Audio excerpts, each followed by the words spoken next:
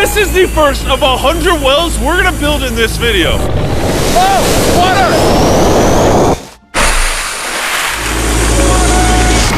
Oh, crap! You just witnessed a small village in Kenya get access to unlimited clean drinking water in less than a second. One down, 99 more wells in Africa to go. You're gonna love this video. And after building some more wells on this side of Kenya, we flew south to the school system of Nairiri. And let's just say, they were really happy to see us. How's it going? Was not expecting this. Thank you for the welcome. Not even sure how to react. I appreciate it, everybody. This village threw a welcome ceremony upon our arrival, and Nolan got really into it. Nolan's the most awkward person I've ever met, and that's a lot coming from me. And after being shown around the school, here comes our guest. How's it going? Oh, you having a good day?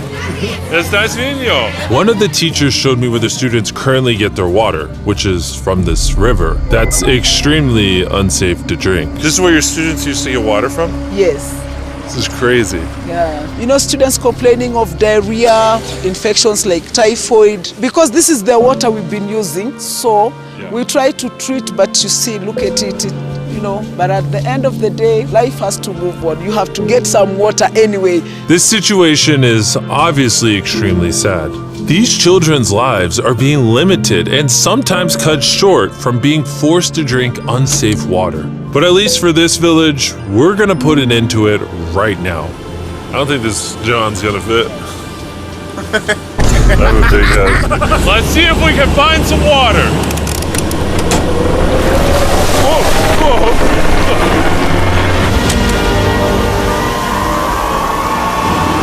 It is raining! It's beautiful! After the water comes out of the ground, it's fed into enormous barrels like this one. And once they're built into the water towers, all of the neighboring villages will not only have clean drinking water, but a pressurized water source as well. Which, in short, means no more doing laundry and unsafe water. And pull! On a scale of 1 to Nolan's mom, how heavy is it? Nolan's mom times 2! Oh God. Dude, I'll push you off of this. All right, here we go. Under control. We built 20 more wells in Kenya, and after we were done, Bro has another well in. Don't worry, I have more water in my other shoe. and just so you know how we built these first 29 wells, we used this giant drill to dig hundreds of feet into the ground, past the polluted sources and into an enormous aquifer of pure drinkable water. After that, we spent time installing pipes so that people all around Africa can access water from spigots like this one in Nairiri. Let's see how it tastes. Like water. It took me about a minute to fill this 5-gallon drum. How much water can this provide a day? 3,600 gallons a day. Not only will this well cover the 400 kids at this school, but literally the entire neighborhood and village around this school can use this well. We say thank you for the water. Oh, no problem. This thing can basically pump non-stop for 30 years. You would think that having an effect of this magnitude would require the resources and funding of a large government, but that's not true. Solving this problem is possible, and something humanity should all be putting effort in to fix. What's the secret of success? To be honest, just find something you love doing and do it for a long period, and eventually you'll succeed. So I'm gonna bring it super close. See us? Is that cool? Yes. If you look up, it's recording. All right, well, I'm gonna get close. All right. Yeah, you can see yourself. We were also able to install a well for this village, and these 12 other villages. And while we were finishing these wells, we were also able to update one of their schools with brand new computers. How are they liking it? They really like them. Glad to see it turned out well. And we also updated the classrooms with new furniture, installed shelves and filled them with new books, donated a soccer ball for every student, and even put modern whiteboards and projectors in all the classrooms. Do you guys like the projector? Yes. We were using a chalk and made a lot of dust, but today everything is clean. We truly appreciate it. No problem. It's the least we could do. But then when we flew out to the site of the 45th well, we realized this community had it even harder. Every time they need to get water, they need to take a treacherous mile-long hike through the jungle. And that mile-long hike also happens to be on a giant mountain. I wake up very early, about 4 o'clock, so that I can fetch water for the school.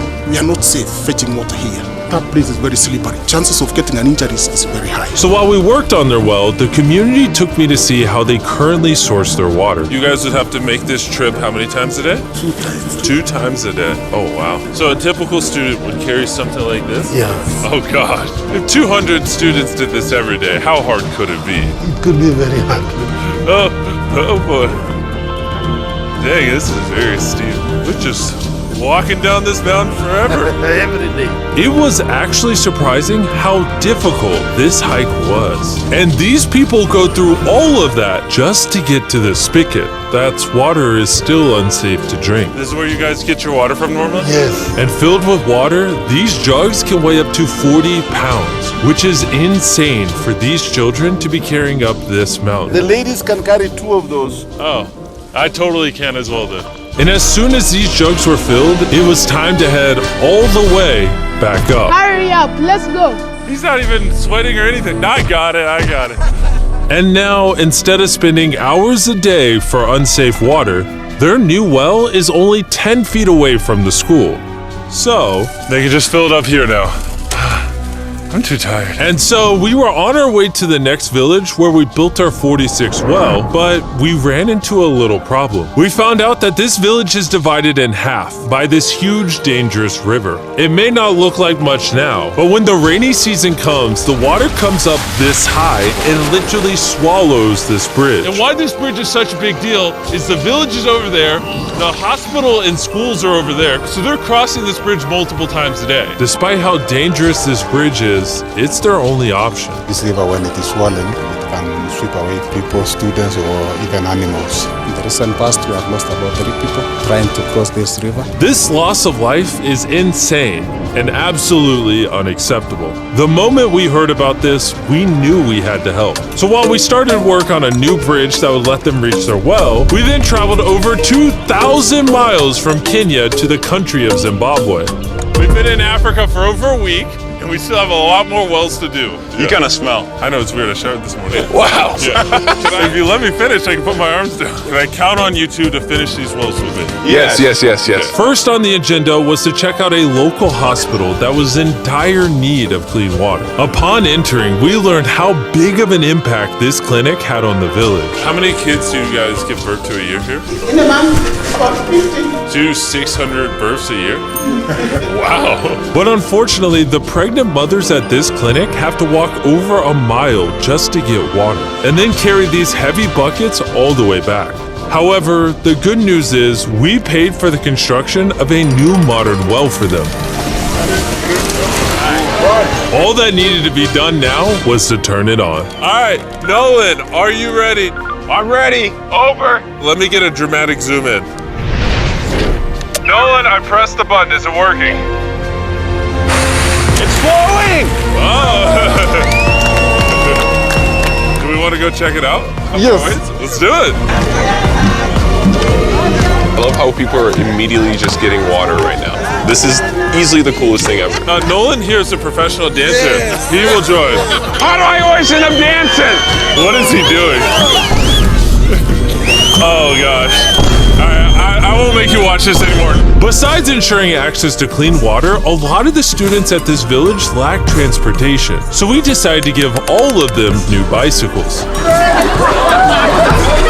I know it looks like a lot of kids, but we bought a lot of bikes.